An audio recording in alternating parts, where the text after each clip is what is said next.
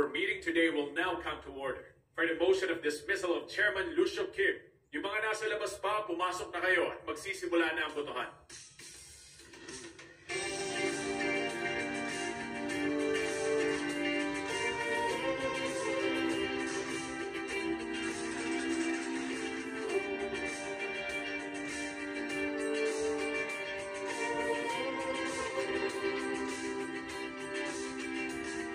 I-announce ko na ang resulta ng botohan.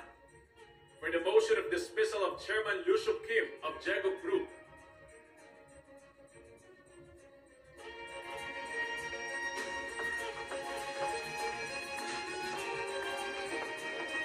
No votes, 52%.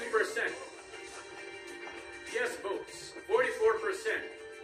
Abstain, 4%. Kung kaya, para sa bilang ng mga boto, ang pagtanggal kay Lucio Kim bilang chairman ng Jago Group ay hindi patutupad ngayon. The meeting is now adjourned.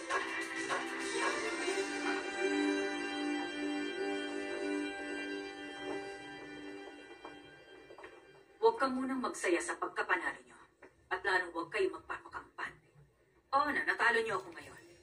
Pero, simula pa lang ito ng tunay na laban.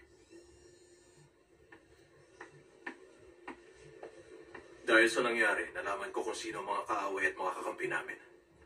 Salamat sa'yo. Huwag kang magyabang. Maghaharap ulit tayong dalawa.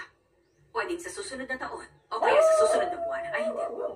Pwedeng next week. Pwedeng kita.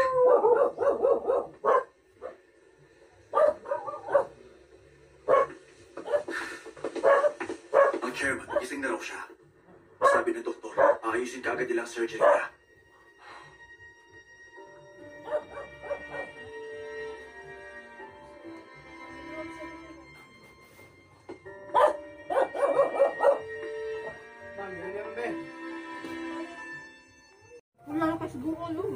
Leo, anak.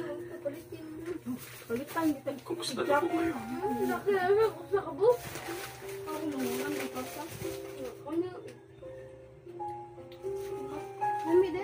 Anak. Okay ka lang ba? Hindi po.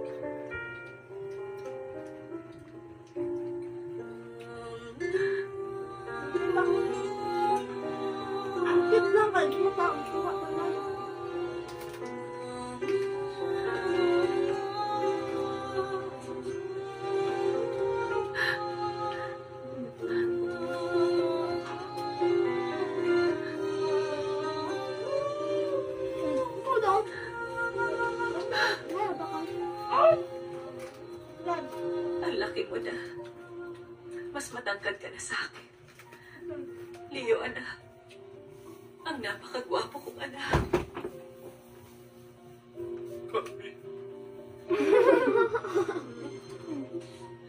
Mami. Diyan, nag-record ko. Patawad, anak. Patawarin mo si Mami. Sorry kung hindi kita hinintay na dumating. Bala ko talagang balikan ka agad. Pero patawad, hindi ko yun nagawa.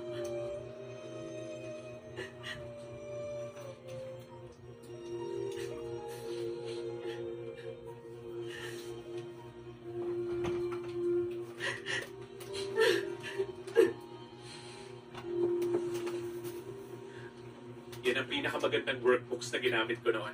Chinek ko na yung questions na sure na lalabas sa exams. Kayamanan ko ang mga yan, ha? Ang swerte ko talaga. Salamat, Austin. Salamat sa iyo, Emma. Kahit pa paano, napasaya mo ang malungkot at mabigat na high school life ko. Big deal sa akin yun. Teka lang, kung magsalita ka, parang aalis ka na. Mag-aral kang mabuti.